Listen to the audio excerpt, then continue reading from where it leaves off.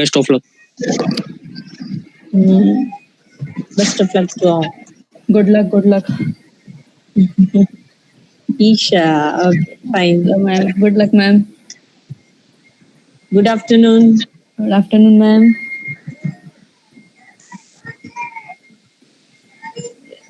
Preeti.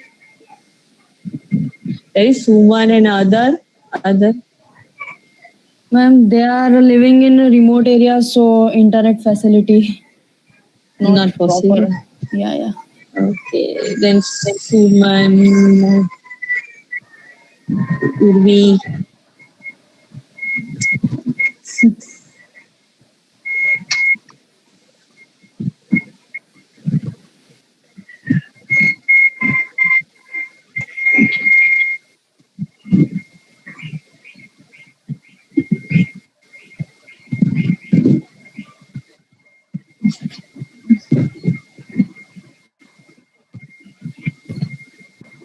One 41, 145. Sir is going to join at 145. No?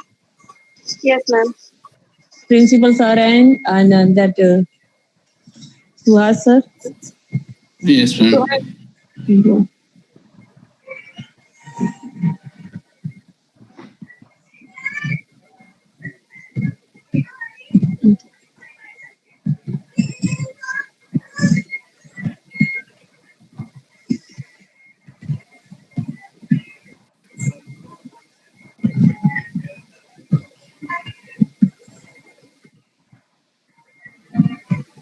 Mhm.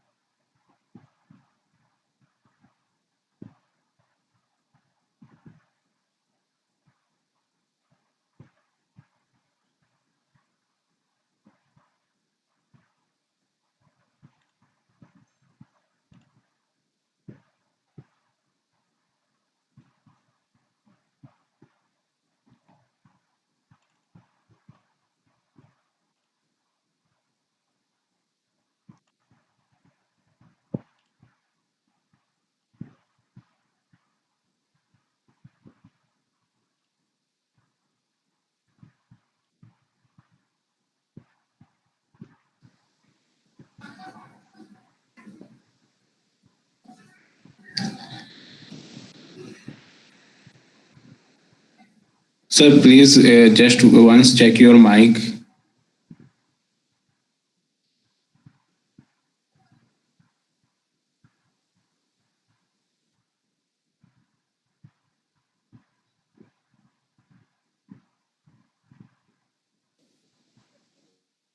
Yes, Abhishek. Hello. Yes, sir, perfect. I think today I don't have to speak anything, right? Yes, sir. Still, my my mic testing is important, Abhishek. Yes. Principal sir, Okay. please check your mic also. Principal sir is there now. Yes, sir. Okay, and Pawar sir. Oh, So I will switch off my microphone. Huh? yes, sir. So, what, sir, please check your mic. હા જા બોલ નહીં તો કાપતા આવડે તો થોડી વાર આવે મને અડધો કલાક આવે પછી હું તને કરું અને હવે જો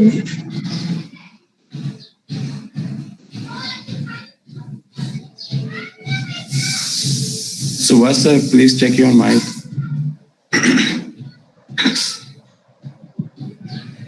Yeah, sorry, I was on mute. Am I audible now? Yes, sir. Audible.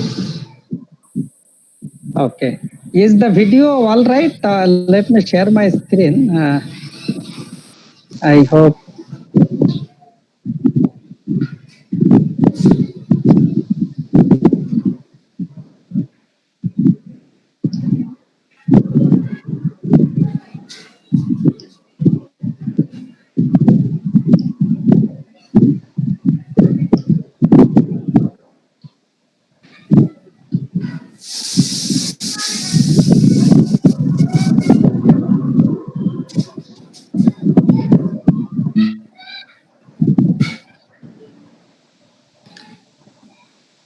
Yes, sir. Slide is sharing.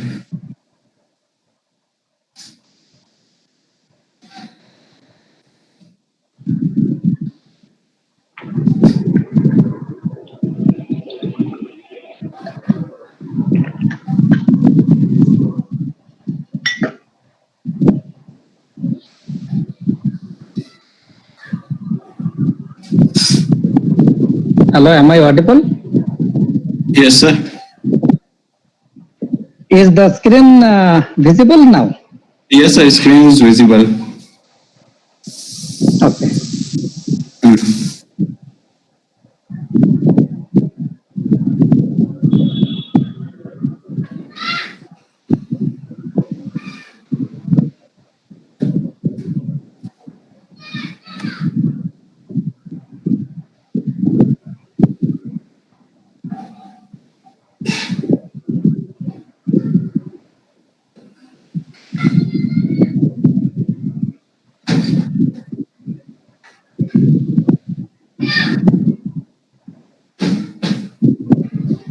I'm hearing some background noise from somewhere.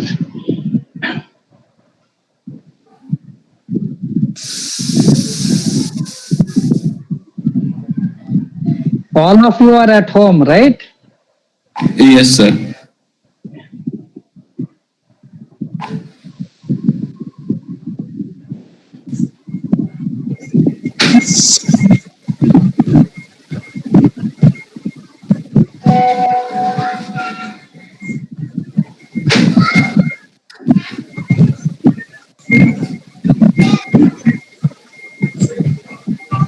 You indicated there would be some opening speech and all that. That was supposed to be starting by now, right? Or it is starting? Yes. Yes, sir. Yes. Okay.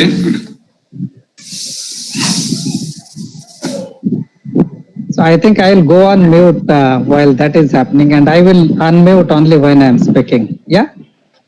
Yes, sir. Just a second. We are starting. Okay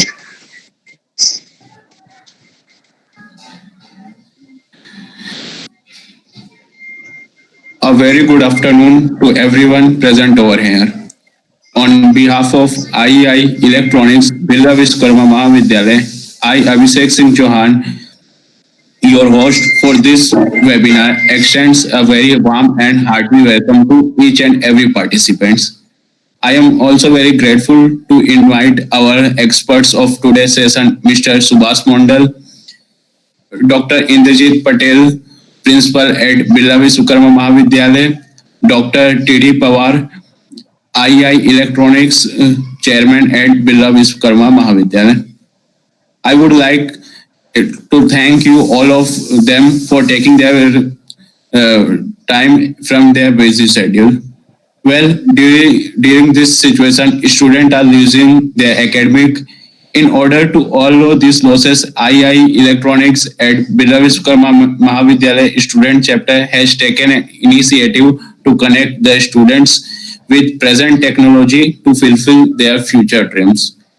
So, not wasting your much time, I would like to invite Dr. Indrajit Patel, sir, to give a valuable keynotes on this session. So, please give your important notes regarding the webinar. Good afternoon. Distinguished of today's occasion, Mr. Mundal from Wipro, our colleague Dr. Pawar, Dr. Rathod, and all students coordinator for this particular workshop organized by Institute of Engineers India, student chapter, Electronics Department, Birla Vishwakarma Mahavidyalaya. Birla Vishwakarma Mahavidyalaya managed by Charuta Vidyamandal, the one of the leading engineering institutions, providing 8 undergraduate and 8 postgraduate programs in different domains of engineering and technology. We have a proven history of more than 72 years plus, with 19 graduates employed all across the globe, right from a senior junior engineer, of CMD of various MS, as well as in political field, spiritual field, and societal leaders. We believe to produce a holistic, developed youth with a vision to produce globally employable, innovative leaders, core values. So all the professional societies at Birla Vishwakarma Mahavidyalaya, maybe IEEE, IEI, CSI, keep continuing such type of the webinars during this particular pandemic 2019 to cater the needs of the youth, society, and community at large. We have been organizing seminars and webinars in various domains which addresses the futuristic technology, whether it's civil engineering, mechanical engineering, robotics, artificial intelligence, computer science, or the branch of electronics and communication, so that with the day-to-day academic preparation, the students are engaged their minds in a positive and development activities by way of attending some seminars and getting very fruitful information and the experience of very renowned speakers who have spent their time for such type of the expert field. Today, this is a very important topic, living the era of 5G. We have witnessed the development of networks right from first generation to the fifth generation. But till we have not experienced the 5G network, I will share my experience even with 4G. I have Airtel service provider, but if I am in drawing room, not able to get signal. But I have in bedroom, then I get the signal even with the 4G. So India is planning to get this 5G network, almost Geo, maybe pioneer 5G network. I have gone to the features, so very ultra high speed broadband mobile network, 10 to 20 GB per second, that is downlink, and 5 to 10 GB per second uplink with a low latency of 1 millisecond. So really a very futuristic, ultra reliable and scalable networking capacity through the 5G. Mostly I have learned that Wuhan, which is known for this 2019, is a smart city and they are, I think, enabled by 5G network. It can, last couple of months back in Ahmedabad also, one Japanese company has demonstrated on CG Road, this is a 5G network and how it can affect the traffic simulation and traffic monitoring on the busy road of Ahmedabad. It is also useful more for the autonomous vehicle, because when we are planning about electric vehicle and autonomous vehicle, this network will be really blessed for the country who are opted. But at the same time, there is a lot of negativity being discussed on various platforms, high radioactivity, the magnification of these magnetic fields leading to some radioactive damage to DNA and further cancer. Oxidative damage leads to the premature aging and many more things. But each development or each technology has two sides, like two sides of the coin. So it is us to take in a positive way, in a balanced way, how we can adopt the technology, and at the same time, how we can keep ourselves away from the negative side of this particular technological development. But when we are talking about very high-speed trains or urbanization or smart infrastructures, then at the networking of very high speed is also. Otherwise, using a very smartphone is not enabled or backup by good network, then again the connect issue always suffers your business, your development. So let this particular seminar or webinar organized by IEEE electronics branch will be fruitful, and the work carried by Mr. Subhas at Wipro as a chief architect of 5G network. He has very tremendous work done in this area of the networking. So networking of any kind, whether it is a digital network, it is social network, it is business network, it always helps the people. So let we take this in a very positive way.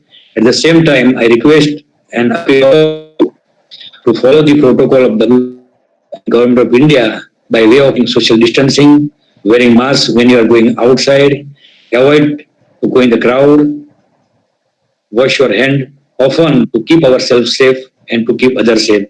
May God bless all of us for a better future. I congratulate IEL Department, Dr. Pawar, Dr. Rathod and Parul with the student coordinators of branch for having this wonderful webinar in this crucial time. Let the knowledge lamp brightens more, and we share our light to others so that they're also illuminated in this dark era of COVID 2019. Thank you very much.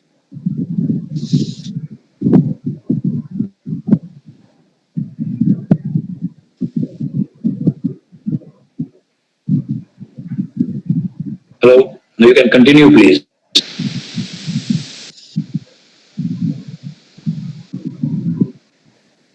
Abhishek? Parul? Hello. Abhishek?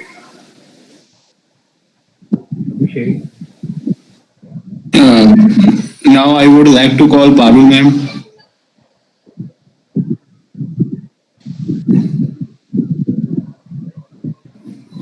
I think there is connectivity issue with Parul ma'am.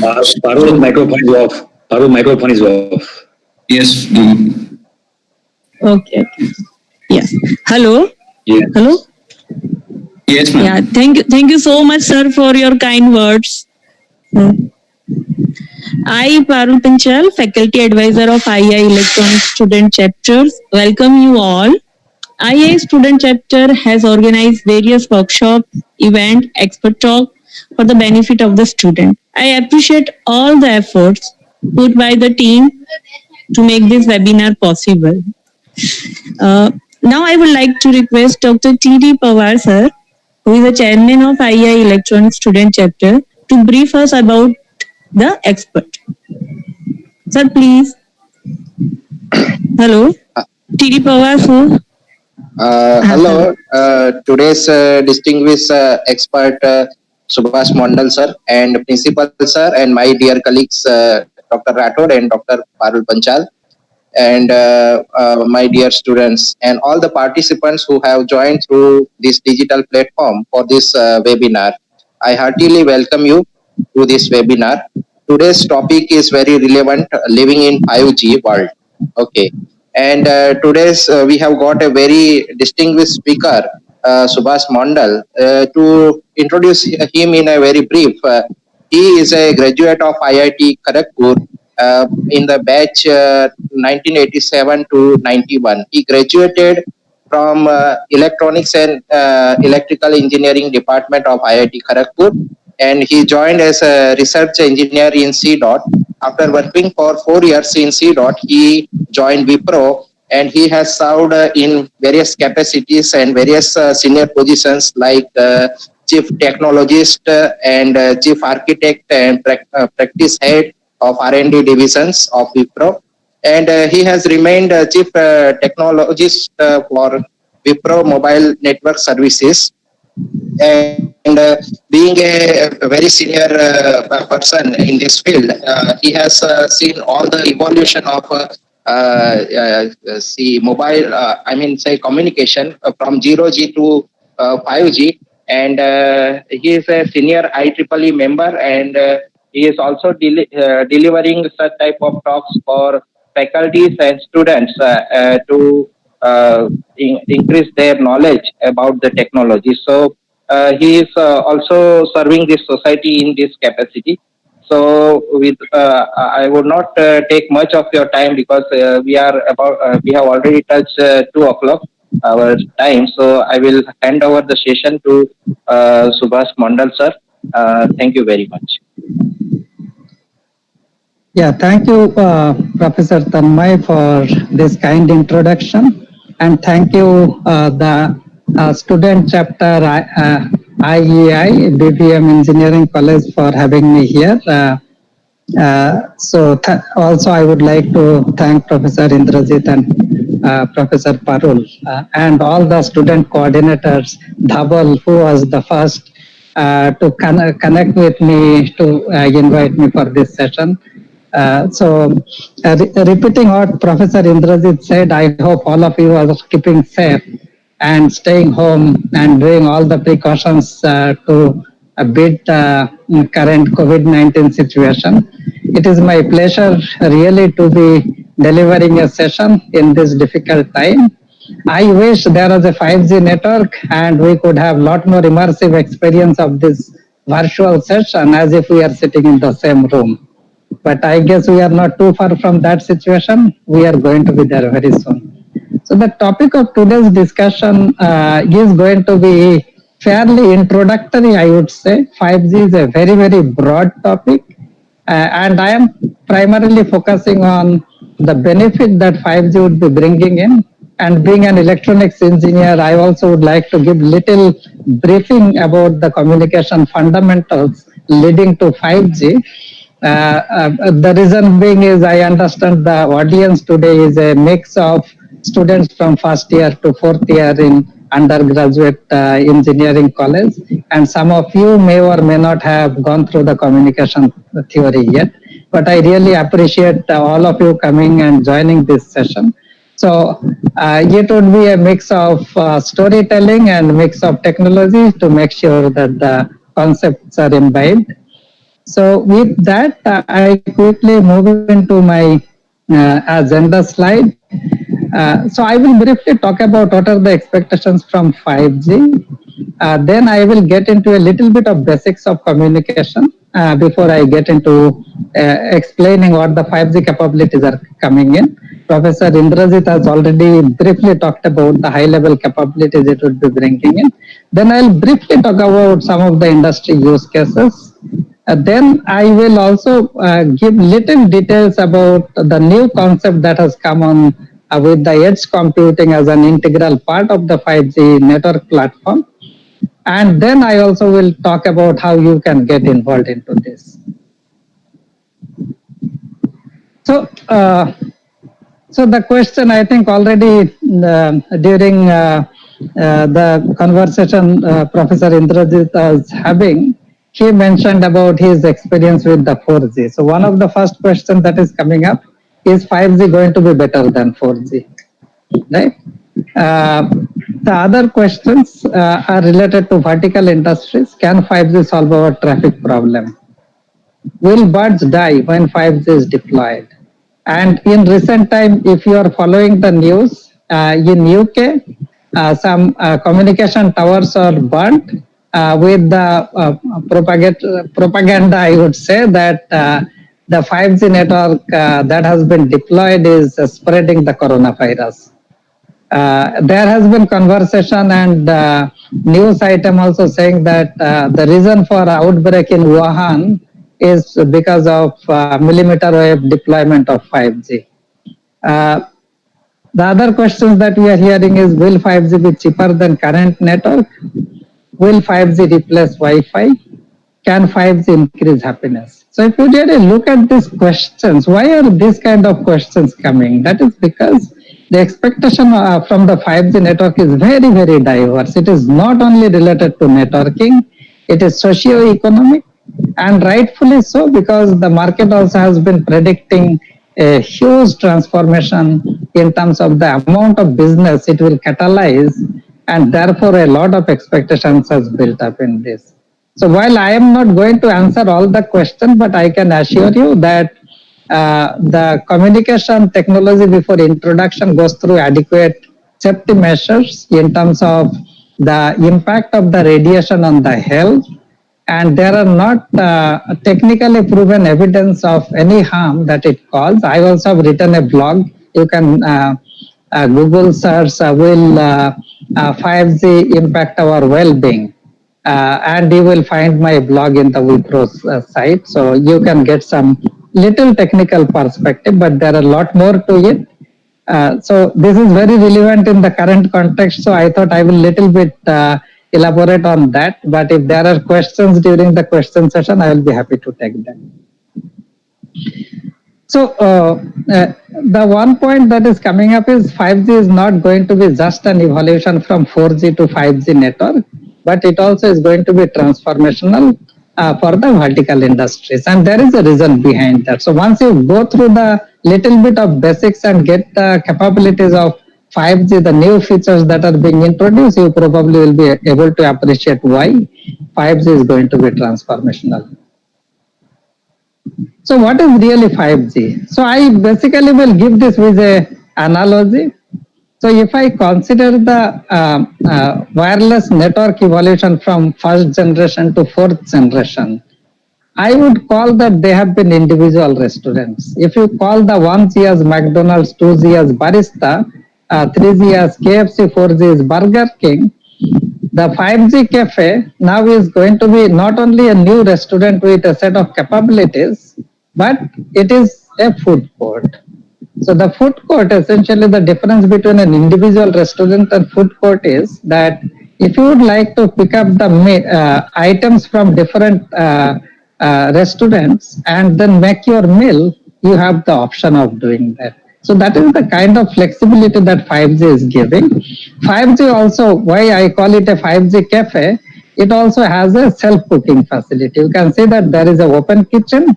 If you know how to cook, you can exactly dish out your recipe as per your liking. And that is where the network programmability and customization capability is coming in. And that is why the industries can really customize and feel that that public network is being tailored for them with a new feature called network slicing. And that is essentially making a lot of possibilities come true, which otherwise was not possible. So before I get into the demystifying 5G, let me get into very, very basic concept of communication. So here, if you really look at, if you have to communicate between two users, so the user 1 with a transmitter TX on, receiver RX on, and user 2 with receiver RX2 and transmitter TX2. There could be a communication medium. The medium can be a cable, like an Ethernet communication over a wired Ethernet going over Ethernet cable, or wireless Ethernet going over a Wi-Fi hotspot. Now, what happens is that when you want to communicate, the transmitting entity would need to send the information that is coming in into an electrical form that can be interpreted by the receiver and then decode the information that has been given and render it to the user number 2. Now, in order to do that, there are certain channel conditions. Channels are not ideal. There are noise. So in presence of noise, the signal needs to be sufficiently strong for the communication to be effectively happening.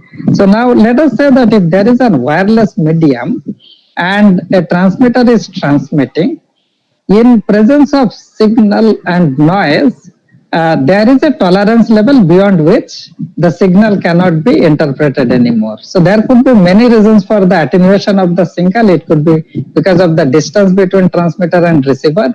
In wireless, it fades at a 1 by a distance square ratio, so it becomes quite challenging. There also are multiple factors like reflection. It may not be line of sight. There could be multipath. So it will also cause a signal spreading.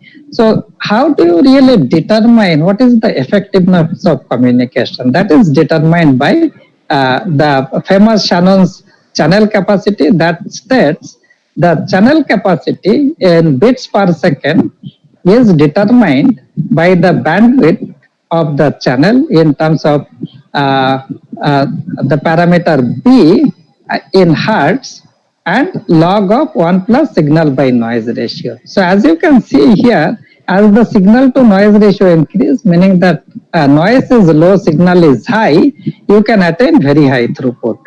There is a paper, a seminal paper by Claude Shannon. This paper, if you would like to read, this has been kind of unified field theory for communication. You can say, like in the quantum mechanics unified field theory with the string theory, you can say Shannon's theory is pretty much the unified theory using entropy. How can you maximize the... So all generation of communication really has tried to maximize this throughput by having techniques so that even under low signal to noise ratio, you can have a high channel capacity.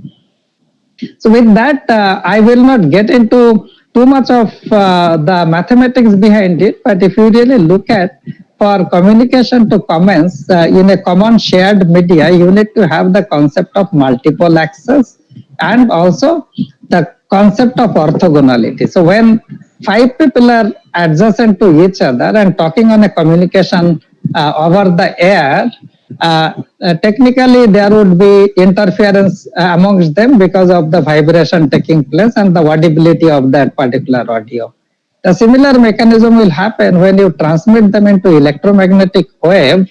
So you need to have a baseband processing, as it is called, before you transmit it over the air, such that you can distinguish the sample coming from one user from the other. So that is where the multiple access concept has come. So from first generation to second generation to third generation, there has been dramatic change in the way these multiple accesses are done. So there are concept of multiplexing and modulation. So the first and second generation pretty much has been time division multiplexing and time division multiple access, which means a dedicated time slot is given to an user and then they can communicate on that slot. Then it came into the second generation, also introduced the concept of CDMA, code division multiple access. That essentially can do an orthogonal code in mathematical domain, and then it can transmit on a wideband channel and still can reconstruct within a certain limit, depending on the interference limit and the power limit within the channel. Now, similarly, the concept of the frequency division multiplexing came, and the special form of that called orthogonal frequency division multiple access. Both in the wireless LAN standard 802.11 as well as in the 4G and 5G technology, OFDMA is used. So the one basic difference in the multiplexing scheme and modulation scheme is that 5G has introduced quite a few new concepts, which I will briefly talk about. But when it comes to the OFDMA, the scheme has remained as OFDMA. So if you can see, the whole concept is that for a subcarrier in an OFDMA terminology, I'm not getting into absolute base of it because it in itself is a one full day session. So I am making it very brief. So what happens is in 4G, you have a fixed numerology, as it is called. So the subcarrier spacing for a particular spectrum band is fixed. So what happens is that if you want to have a variation depending on different use cases, you cannot do that.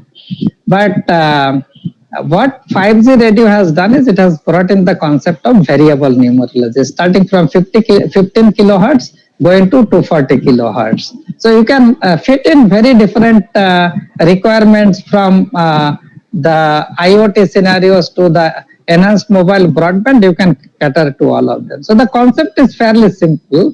If your signal is coming into this waveform and then you are multiplying it with one harmonic multiplier of this, and this is where you are combining a set of carriers with, let's say, this is an nth multiple of this base subcarrier, and this is n plus 1th carrier. And if you add them all together, you essentially will be able to separate them out in mathematical operation and then reconstruct it back to the original message signal that you transmitted. So this is where the combining effect of the multiple subcarriers together into the resultant time domain signal that you see, it essentially gives rise to a phenomenon called peak to average power ratio. So while you can say that average power of this is here, I have actually computed using a computational method, and the peak power is here. So this also introduces a massive design problem called the PAPR reduction techniques. And the power amplifier really needs to be designed for this to handle that. And this is common across 4G and 5G. Right? So few very quick definitions and the spectrum and spectral efficiency, and then I will move into the high level view. So what is spectral efficiency? So for any communication between two entities, user 1 to user 2, you essentially need a certain amount of bandwidth over which you can modulate the electrical signal, generate an electromagnetic wave through an antenna, and transmit over the air. So the spectral efficiency is defined as number of bits per second per hertz that the transceiver pair can communicate. That is defined as the spectral efficiency. And if you have a system, for example, a base station that has the capability to have multiple users aggregated together using the multiple access technique, then it technically is possible to have multiple mechanisms to enhance the system throughput. So for example, rather than isotropic omnidirectional antenna, you essentially could have a sectorial directional antenna. So if you make 3 sectors and you transmit at the same frequency on all 3 sectors, your system capacity will increase by 3 times. So the system spectral efficiency will be determined by that. The other way you can increase your spectral efficiencies by aggregating the multiple frequency spectrum, which is done in LT using a feature called carrier aggregation. So the challenge with that is that you lose certain amount of efficiency because of the aggregation time. You have to put multiple guard band for every channel. And if you have a much wider band, which 5G is proposing, so for example, rather than 520 megahertz carrier aggregated to make it 100 megahertz, a single 100 megahertz channel will make it a lot more efficient. So that is essentially how the 5G's throughput is going to get better. There are 2 spectrum band the 5G is looking at, which is called the frequency range 1, which is called the sub 6 gigahertz band, and then there is a second band which is the millimeter wave FR2. In fact, a lot of people have raised the question: is the millimeter wave going to cause hazard to the health? So the reality is that as per the study, there is no conclusive evidence to prove it either way. But I think we are at an extremely low power level compared to the upper limit as far as the health hazard is concerned. This is all done using the WHO guidelines and also a very, very long time study that takes place with the clinical trials. So we can say that between WHO and ITU, the deliberation that has been done, we can feel safe that it is not going to cause any health hazard that is known today at least, right? And also there are study happening for upper layer spectrum between 30 to 300 gigahertz. So both licensed and unlicensed spectrum is being talked about. I also would like to highlight that 5G millimeter wave, while the cellular wireless technology defined by 3GPP is evolving. Similarly, the wireless LAN standard also has evolved to something called Wi-Fi 6. So from the enhanced mobile broadband application scenarios, at a short range perspective, both Wi-Fi 6 and 5G new radio has comparable capabilities, except for the ultra low latency because of unlicensed spectrum band. Pretty much rest of the parameters are comparable. So that is why the question is coming, will 5G replace Wi-Fi? So in my mind, there is no reason for that to happen. Both of them have their pluses and minuses, and then both are going to coexist. And in fact, 5G architecture, which I'll talk about in a while, is making sure that they can coexist, and there is an integration path also that has been created. So this is a comparison of the spectrum and spectral efficiency. I am not going to get too much into it. So over the generations, if you can see the between, this is the real figure that you have to see on the link spectral efficiency. So you can look at it, there has not been a very significant improvement. And if you can see the cellular versus Wi-Fi, in fact, the 802.11 SC that is listed, and at a link level, it got better spectral efficiency because it uses a higher coding scheme. But if you look at the real gain comes using the concept called multiple input, multiple output. So using that, you actually can increase the system throughput dramatically. So this overall spectral efficiency becomes 30 in this example by employing 8x8 MIMO. So that is how the 5G essentially is going to make it even more high performing. So I will very quickly explain the concept of the MIMO without getting into the mathematics behind it. It is, by the way, very, very mathematical in nature. But in simple term, MIMO is a multiple input, multiple output. So think about it. I am getting a single stream from a base station, and then I am able to do the streaming of a particular session. Now, I actually want to double my bandwidth because I am getting into an immersive video conferencing. Think about all of us. I was told that there are 500 plus people attending this session. If all of us really wanted to see each other in a virtual room, creating a virtual conference screen right in front of my eye and making me feel I am sitting, for example, next to Dhaval. If I had to create that, the bandwidth requirement will dramatically increase. So when the bandwidth demand increases, there is no way today really to meet that kind of need. So in 5G, what you can do, the concept of the spatial stream. So if this antenna element radiating at a particular frequency colored by this, it is not necessary that it caters to only one user. It actually can cater to using a directional beam steering to multiple users. So therefore, a different bit stream could be transmitted to this user compared to this user.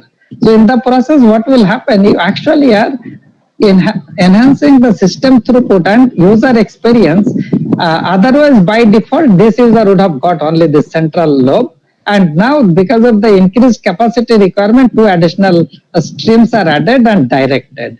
So, a highly directional beam, spatial streaming, and the multiple stream capability both at the smartphone side and the base station side is what is going to make it the system really scalable and the very, very power efficient. Think about it. In general case, wireless network will be transmitting power in all directions because it doesn't know who the user is going to be consuming that bandwidth. But now, if you want to steer it only to a user, you can do so because of the massive MIMO and the spatial streaming. Once you do that, you do not have to transmit high power because it is heavily directional. With low power, you will be able to reach that distance. So that is where you will be able to preserve the power consumption. And thus, the impact on health with higher radiation also can be contained. So with that basic introduction, I will quickly get into some of the parameter. Looks like... I'm sorry. I think it came into a different place. Yeah, so if you really look at the 5G capability, this triangle is giving the three fundamental parameters that is getting addressed. One is called the enhanced mobile broadband, where you can go up to, you can see in this spider chart up to 20 Gbps per second a downlink stream speed on a cell site, and then you have the massive machine type connectivity where you can have high connection density. You can see that connection density will become 10 to the power 6 per square kilometer, and then ultra reliable low latency where you will be able to attain 1 millisecond latency. But lesser talked about features, which is important, is that if you really look into IMT advanced, which is nothing but the LTE network, if the power efficiency was 1x, the 5G network will be providing you 100x power efficiency. So what it means is the energy consumption will reduce or expected to reduce by 100 times. So that is the reason why the 5G network technically is supposed to be safer than 4G network. But what is the impact of millimeter wave where people are raising concern? Again, there is no conclusive evidence to mention that there is going to be any harm. So essentially the 4G capabilities that you see in this chart, I am not going through all the parameters, but fundamentally it has expanded to be a way better, much better. In most cases, either 10x or 100x better than 4G network.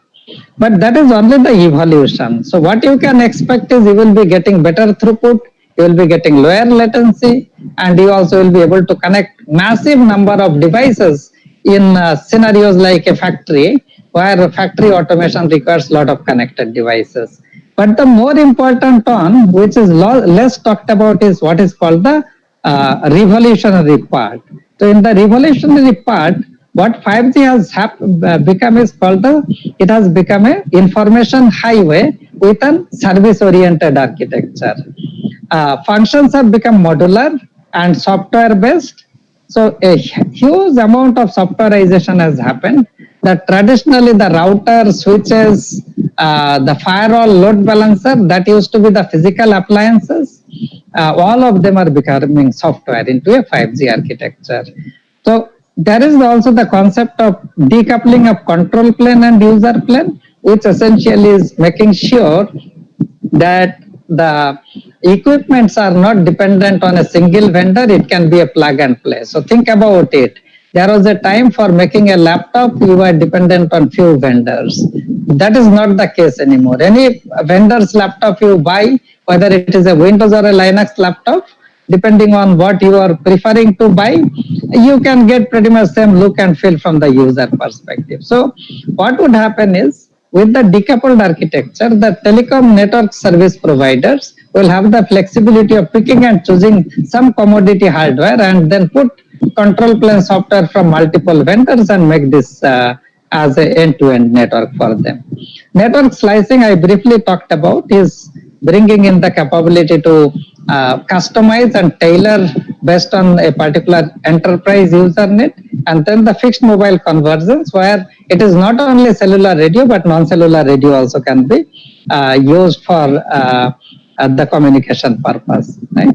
So with that, with so much of bandwidth, so much of device connection, connectivity, and ultra low latency, what are we really going to get with 5G? So the question is, what would you do with these capabilities? So then the answer to that is, we will reimagine the user experience, and that is where the industrial and vertical applications are coming in to enhance the way we do business, the way we consume the network, all of that, right? So how would you reimagine? So let's look at it. So today we do not know how to encode the smell of a food, but there are work going on, research are going on encoding the food fragrance, and if you can transmit it and then you can smell it when you are watching your TV, it would be a complete revolution. We are not there yet, but if it happens, you actually can transmit all of that over 5G network. So if you want to watch your favorite sport, especially in today's lockdown scenario when we are bound at home, I want to immerse myself into a stadium, assuming that at some corner of the world, some live sports is going on.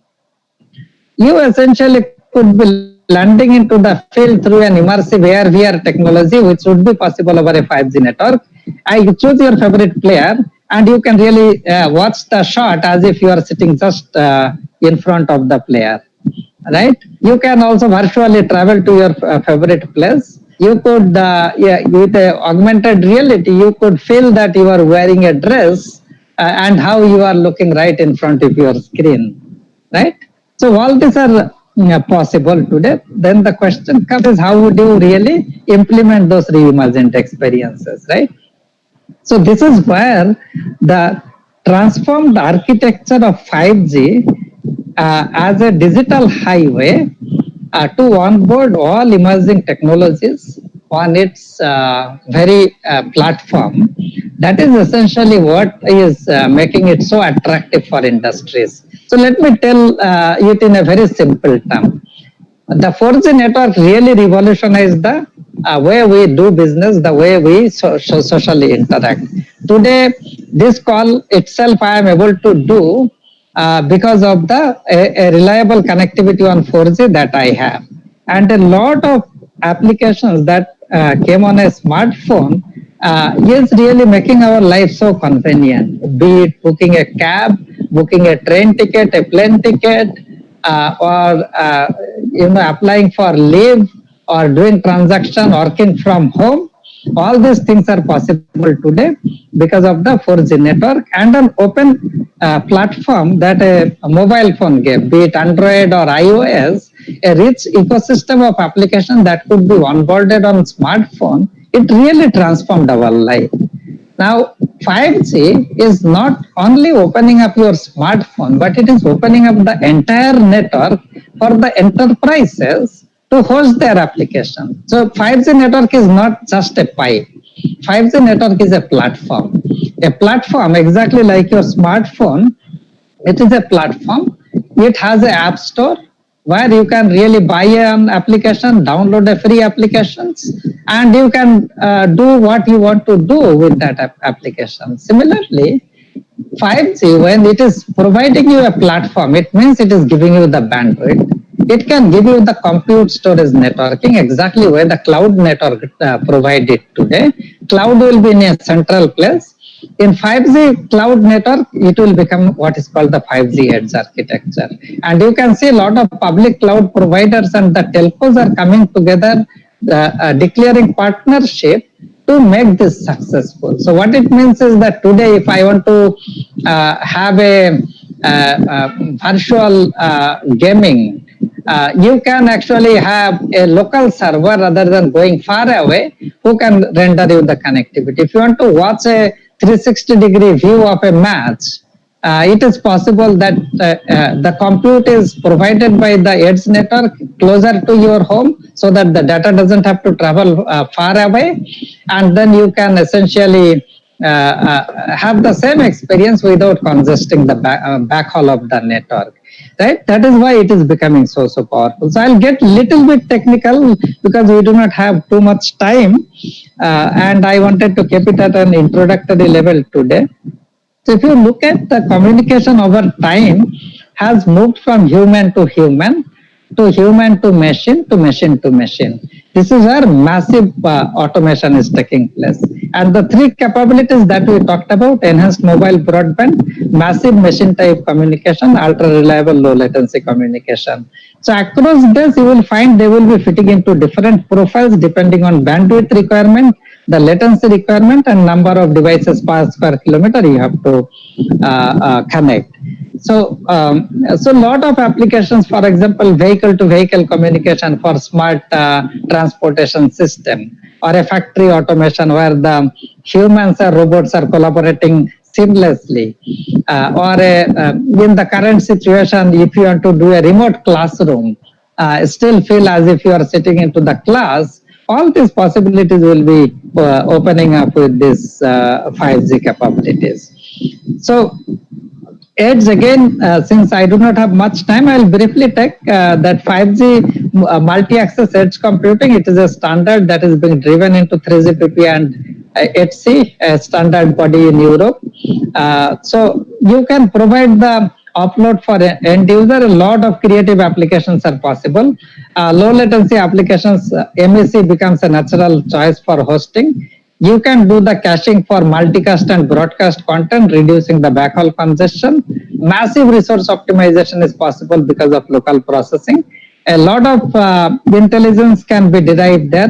So, for example, if you are watching a match, an AI-based algorithm running into the edge can automatically prompt you with the statistics related to that particular game, at what speed the ball was shot, as an example, and things like that, based on your profile that you are interested into this player. So it is possible that the application can filter out and give you only that information that you are interested in, rather than you browsing through and trying to figure out what you want to see.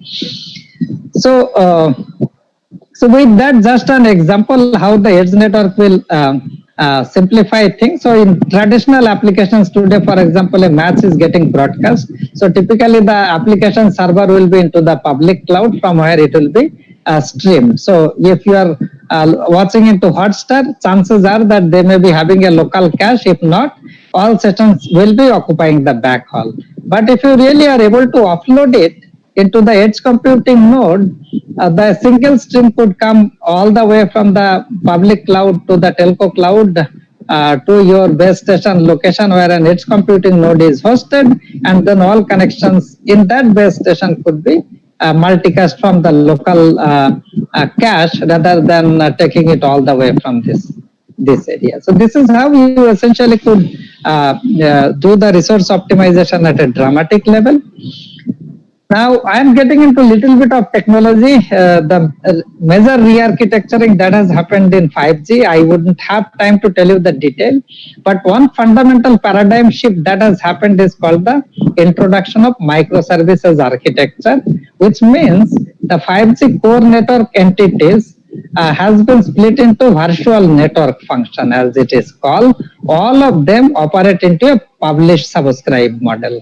So in 4G architecture, until the network architecture till 4G, it was very hierarchical. A base station will connect to an S gateway physically. There will be a logical connection between base station to the mobility management entity. There would be a logical connection between the user to the mobility management entity over the air interface, and then base station to the S gateway physical connection, and then to the logical connection extended to ME. All those were very, very hierarchical. Today, the network becoming microservices is fundamentally exactly the way you do the web services with publish subscribe. So if one network function need to subscribe, the capability from another network function, technically it is possible today. And there are a lot of details, I am not going to get into the detail. So this is one complete paradigm shift. There are two additional entities that has been introduced, which I have highlighted. It is called non-3GPP interworking function, N3IWF. It means that the access network here not necessarily will have to be 3GPP network. All the first generation to fourth generation, I would say first generation, second to fifth generation, everything is defined by 3GPP. This is called the 3GPP network.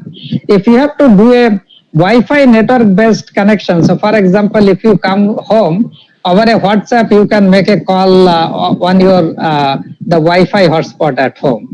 But if you are on a call and you switch off your cellular network, your call will not hand over to your Wi-Fi network. What this interworking function will make sure is that if you are outside where you do not have a home internet over a Wi-Fi network, you can be connected to the 5G network using the 5G new radio. But when you come home, the same network, technically the call can be continued on your Wi-Fi network provided there is an integration done using the non-3GPP interworking function. So which makes realization of the public-private network collaboration much easier. So this is one key feature that will be really creating the convergence between Wi-Fi and cellular radio. The other new function that has come of significance is called the network exposure function. So this essentially exposes the capability of the network. So for example, an application needs certain bandwidth in a particular tailored characteristic manner in terms of latency, bandwidth requirement, and the connection density.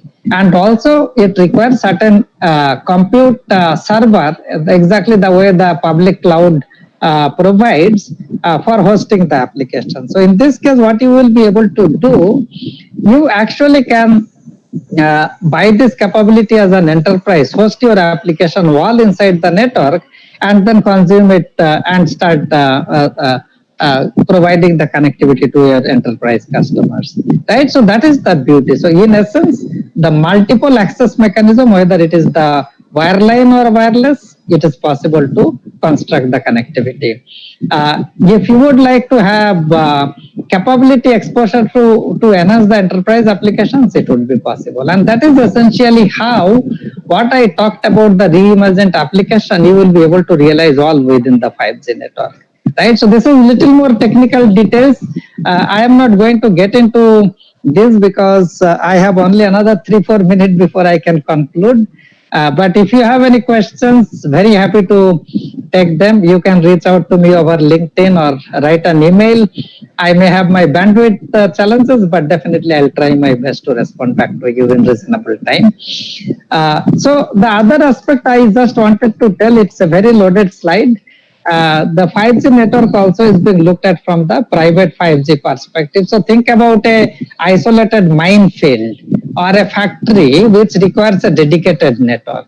So there are two modes of providing that dedicated network. One is by subscribing to a public network who can provide a network slice that meets all the requirement for the factory automation in this example. So in that case, an enterprise, a manufacturing house could subscribe to a service provider network with the characteristic that it needs. If the operators are not able to provide that, now it is possible for it to build the private network for its sole consumption. So exactly the way you do the Wi-Fi network inside your enterprise buildings, it technically is possible that 5G network you could do that for your enterprises with certain guaranteed service because it will be licensed. Now, where does the license come from? So those are the questions. Some market like Japan, Germany, US, they have already opened up some spectrum band for private 5G network. Some countries are still looking at it. There are different point of views in terms of how the public and private network should coexist. But the interesting point is that private 5G network is in evolution and the evolution will continue. Right? So now I very briefly will tell you how you can get involved. There is a tremendous amount of open source initiative that exists. The be it Open RAN, Telecom Infra project, or Open Air Interface, or few Linux Foundation project like ONAP and OPNFV. If you are wanting to invest time to learn, just land into one of them. My recommendation would be, if you are focused on the networking side, you probably can get into OPNFV that talks about the network function virtualization and software defined networking aspect of it. If you are more interested into the radio side, ORAN with a software repository in the O-RAN-SC, this is the softwarecommunity.org. You want to register and contribute, options are open. You can do that. Similarly, Telecom Infra project, open source cellular project, you can get into this. Lot of institute in India like Institute of Science and IITs who are working on 5G testbed, they are looking into open air interface as well, right? So just get involved, put your time, and you really can start coding to implement something that you like, right? So these are some references. All of them mostly are freely downloadable, but for the last one, this is the Wi-Fi 6 standard. you may not be able to download it without subscription, but rest of the things are openly downloadable. So with that, I will conclude my session, and I would like to thank you for spending time listening to the session. Hope you like it, or if you have any feedback, do let me know. Now I will be open to the questions.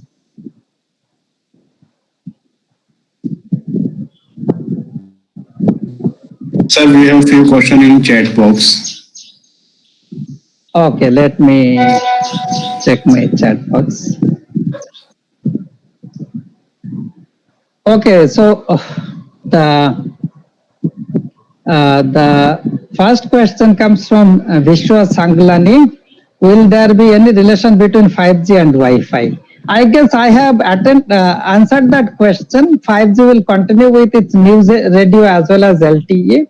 Wi-Fi will continue with Wi-Fi 6, which is a new standard that is evolving. The products are already out in the market, and the older generation Wi-Fi that is BGN, A and AC, all those variants will continue. As I explained, non-3GPP interworking function will enable seamless integration between Wi-Fi network and 5G network. So the answer is yes. Okay. The next question is from Pranab Mehta. As 5G is a platform, can quantum computing be linked with 5G platform? This is a great question. So if you are following the quantum computing, there are two different disciplines, I would say. Quantum security, which is working in a very specialized form. And currently there are mature ecosystem called the QKD, quantum key distribution. So we in fact are in discussion. The standards also started looking into quantum safe encryption. So the QKD is being explored. Even in my lab, I am in discussion with some of the QKD startups in India to see if we could do something there. But yes, not in the pure form quantum computing, but quantum key distribution for the quantum safe key encryption and the key exchange mechanism is something that is technically possible. Both 3GPP and the Indian standard body TSDS I also started looking into it. Is there, okay, so the next question is from Dhabal. Is there a difference between 5G and others ICT infrastructure in terms of smart grid applications? For example, is there any difference between 5G and LTE? So I briefly tried to explain the difference. 5G radio, from the radio perspective, both 5G and LTE uses web DMA, but there are quite a bit of differences. 5G can have the concept of massive MIMO both in FR1 and FR2, and it also can have variable numerology as compared to 4G LTE. 5G supports different frequency band, both millimeter wave and sub-6 gigahertz band. So there are many differences that are coming up, but then yes, so 5G is an evolved version of the 4G LTE network.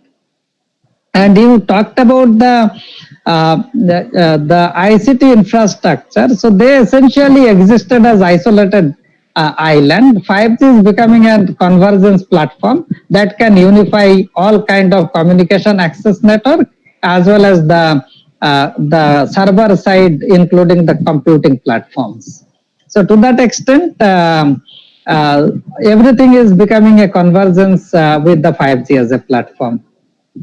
So the next question is from Kishan Suthar. What is the best way to generate the low to down convert millimeter wave signal? So I'm not sure I understand this question, but if you are asking on the transmission over the air, let me clarify. When you are communicating, for example, what I am talking and the camera, if you are able to see me, essentially, maybe I will stop my sharing. So hopefully I will show up in the camera. Yeah, so if you really look at the information that I am transmitting, essentially, I would be sending this information to my modem. This modem essentially has connected me to the network, and it is transmitting over the air. Now, based on the frequency band it has tuned to, it will be transmitting. Now, technically in 5G you can have millimeter wave, and let's say today 2.4 gigahertz or 2.3 gigahertz channel where the connectivity is getting established, right? So essentially what is happening is this signal, what is called the baseband processing, all the application layer information in terms of audio video, it is actually getting modulated by a wireless modem, and it is being transmitted into a frequency band. That is where your up converter down conversion is happening after baseband processing. Baseband processing would not care about the carrier frequency.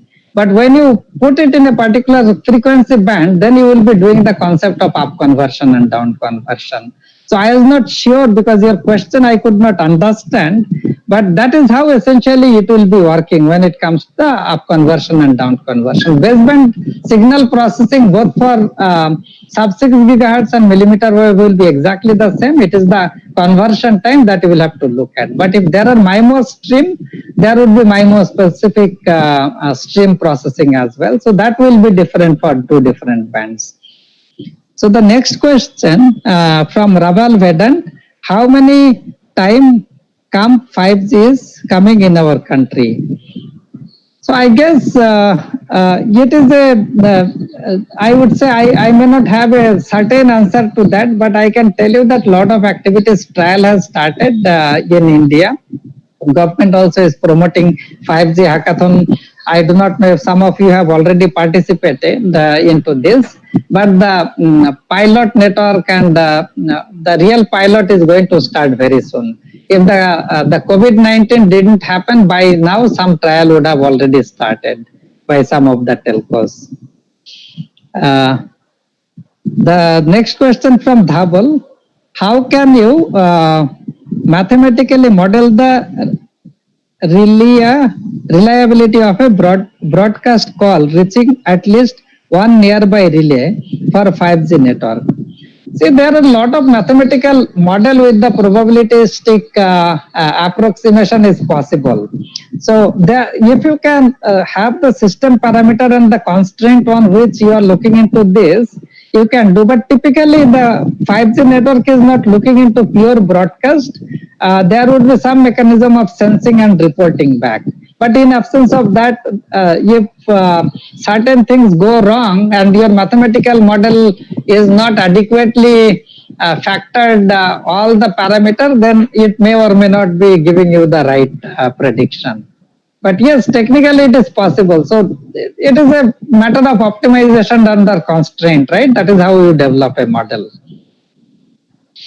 But if you have any specific aspect of that, Dhabal, you would like to discuss, you can reach out separately. I can talk about it offline. Then question from Vishnu Salgani, does 5G causes cancer or any other health issue like 2G, 3G, 4G? So as per the study carried out so far, there is no known evidence to say whether it causes or does not cause. I would recommend you read my blog, just Google search will 5G impact our well-being, and you will find my article in Wipro site. Please look into that. If you have any further questions, just reach out to me. I will be happy to respond. All right. Is there any other question that I missed?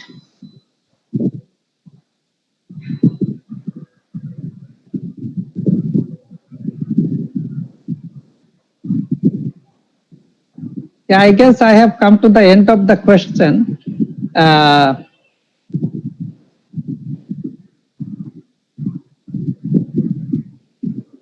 Ukti, if you are trying to talk, you probably are talking on mute.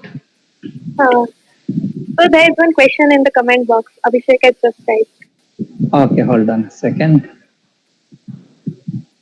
What will be the bandwidth of 5G? See, 5G has flexible bandwidth constraint. It can go from the current profile. 4G supports 20 megahertz. It can support 20 megahertz, 100 megahertz. It can go up to 1 gigahertz.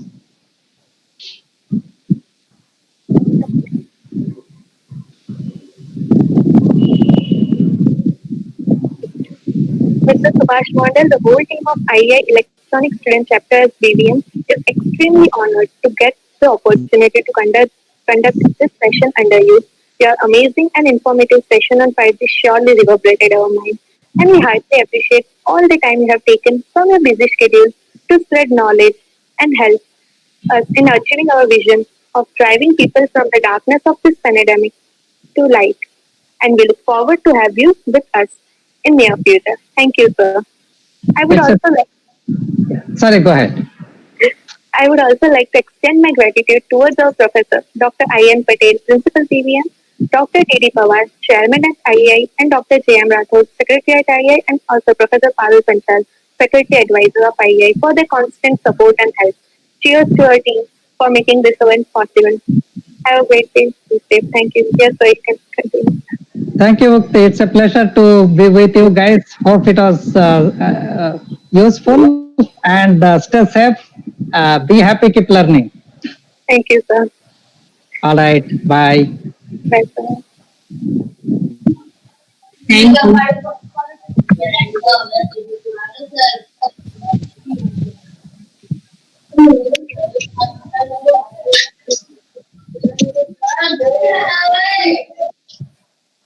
Abhishek, hello, can you hear me? Yes, ma'am. Yes, ma'am. Okay, Stop live stream. Stop live stream stream. first. Will you stop streaming? Rishabh, have Thank you stopped you. live streaming? Thank you. Stop. Okay. Yes, ma'am.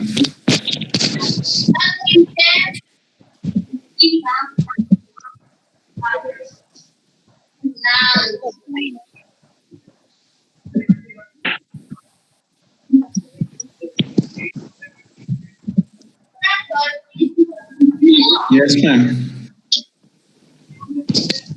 Ma'am आपको कुछ कहना है? Okay, already stop. It's not live streaming stop हो गया ना? Have you stopped? Yes, ma'am. Okay, fine. Good. चलो, very nice.